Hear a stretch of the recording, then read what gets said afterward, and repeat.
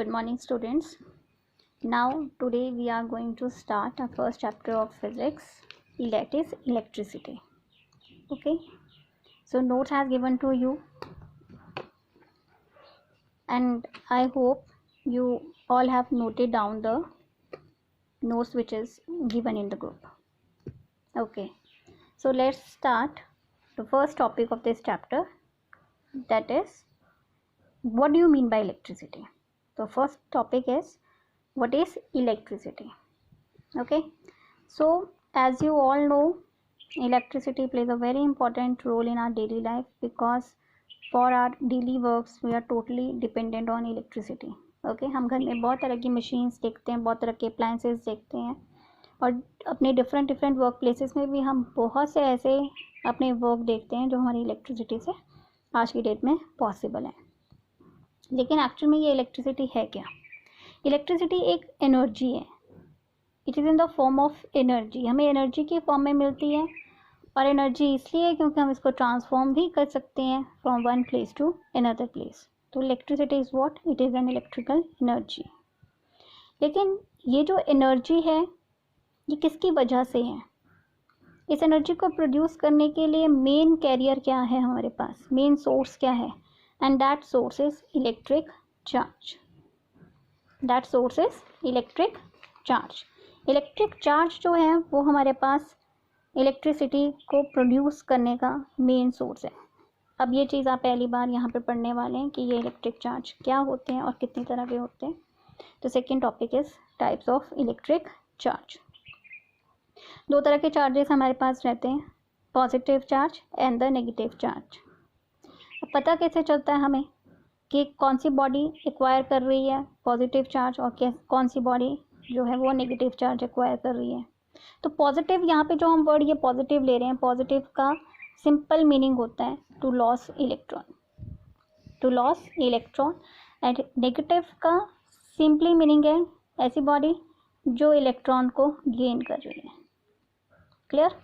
जो लूज करें इलेक्ट्रॉन्स को, okay, the body will acquire positive charge, और जो इलेक्ट्रॉन्स को गेन करे that body will acquire negative charge. Clear? For example, जैसे कि यहाँ पे आपको नोट्स में भी ये एग्जाम्पल प्रोवाइड किया गया है. जब हम ग्लास रॉड को रब करते हैं सिल्क क्लॉथ के साथ, तो ग्लास जो है वो एक्वायर करती है पॉजिटिव चार्ज, और सिल्क क्लॉथ जो है वो एक्वायर करती है नेगेटिव चार्ज. क्लियर? यानी जब इन दो बॉडीज़ को आपस में कॉन्टैक्ट में लाया जाए, रब किया जाए विद ईच अदर, तो the glass will acquire positive charge and the silk cloth will acquire negative charge.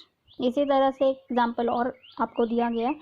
Ebonite rod को जब रब किया जाता है वुलन क्लॉथ के साथ, तो यहाँ पर भी यही चीज़ होती है कि जो एबोनाइट रॉड है वो एक्वायर करती है नेगेटिव चार्ज, और वुलन क्लॉथ एक्वायर करता है आपके पास पॉजिटिव चार्ज. ठीक है? तो इस तरह से हमें चार्जेस की टाइप्स का पता चलता है. Simply there are two type of charges, one is the positive charge and another one is the negative charge. इसके बाद इन चार्जेस की कुछ प्रॉपर्टीज आती हैं, वो आपको पहले से भी मालूम होगा कि जो ऑपोजिट चार्जेस होते हैं, ऑपोजिट मतलब one charge is positive and another charge is negative. ये दोनों चार्जेस जब एक दूसरे के कांटेक्ट में आते हैं तो दे विल अट्रैक्ट, ये एक दूसरे को अट्रैक्ट करते हैं. और इसी तरह से अगर सिमिलर चार्जेस हम ले लें, पॉजिटिव एंड पॉजिटिव या फिर नेगेटिव एंड नेगेटिव, जब ये दोनों चार्जेस एक दूसरे के कांटेक्ट में आते हैं तो they will repel each other. Clear? Opposite charges attract each other and like charges repel each other. Clear? ये बहुत इंपॉर्टेंट प्रॉपर्टी है इसकी.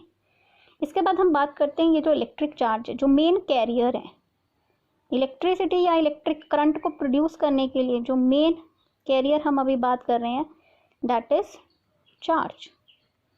और चार्ज कितने तरह के हैं? ये दो चार्जेस हैं, one is positive and another one is negative. इस चार्ज का यूनिट क्या है? अब हम इसकी यूनिट की बात कर रहे हैं. यूनिट है इसका कूलम. ये एक स्टैंडर्ड क्वांटिटी है coulomb. Coulomb is the charge of electric charge. Clear? तो coulomb is the SI unit of electric charge.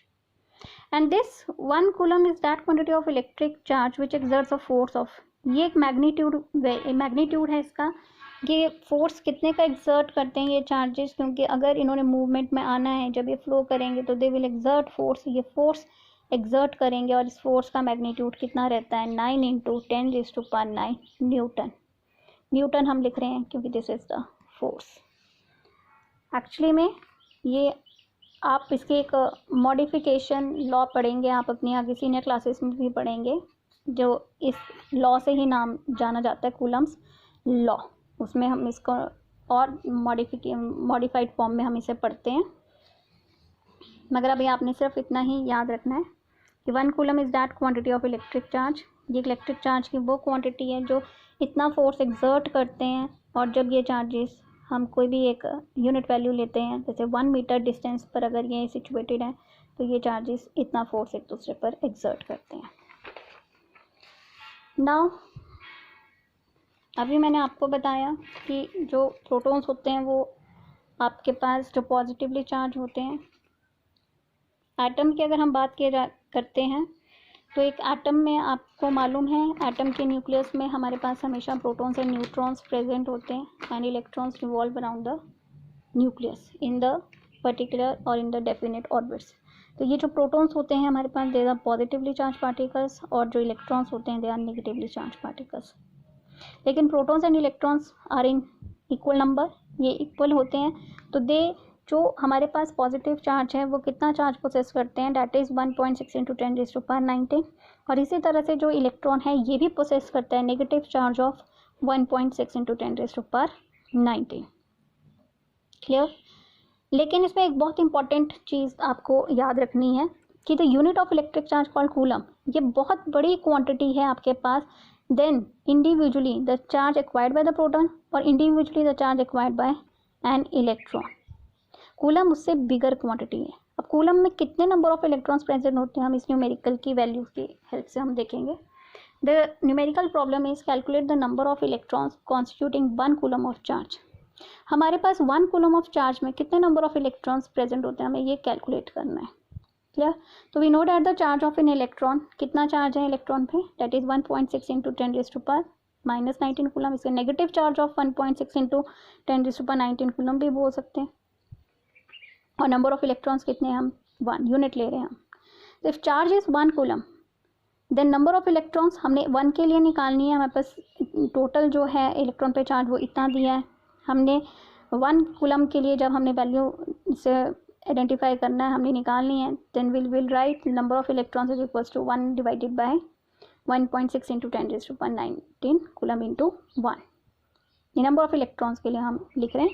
Actually ये जो हमारे पास जो हमने ये फॉर्मूला यहाँ पे यूज़ किया है, ये मैं आपको थोड़ा सा यहाँ पे एक्स्ट्रा बता दूँ। ये हमारे पास क्वांटाइजेशन लॉ आता है इलेक्ट्रिक चार्ज की प्रॉपर्टी में, तो उसमें एक फॉर्मूला होता है हमारे पास Q = N/E, वहाँ से ये लिया गया है, और यहाँ पर हमें ये निकालना है, this is the number of electron. तो जब हम इसे निकाल देंगे तो then we will write Q/E। Clear? यहाँ पर हमने ये वैल्यूज इसमें ये पुट की है, तो यहाँ से आप ये देख सकते हैं कि ये वैल्यू पुट करने पर हमारे पास इस तरह से ये आंसर आ रहा है। तो ये आप ये जानते हैं इन्वर्स में हम इसे वी कैन राइट 10⁻19/1.6, एंड इस चीज़ को हम ब्रेक कर सकते हैं 10 × 10⁻80। 10 × 10⁻80 हमने इस चीज़ को इस तरह से ब्रेक कर दिया, और जब हम इसको डिवाइड करते हैं 10 को डिवाइड करेंगे 1.6 से, देन वी विल गेट 6.25 × 10⁻80, यानी इतने नंबर ऑफ इलेक्ट्रॉन्स जो हैं that is constitute by 1 coulomb. ये हमारे पास टोटल नंबर ऑफ इलेक्ट्रॉन्स आ गए हैं, जो एक कूलम में कितने नंबर ऑफ इलेक्ट्रॉन्स प्रेजेंट रहते हैं, that is this amount. Clear? तो आज की वीडियो में हम इतना ही करते हैं, नेक्स्ट टॉपिक डिस्कस करेंगे नेक्स्ट वीडियो में। Thank you.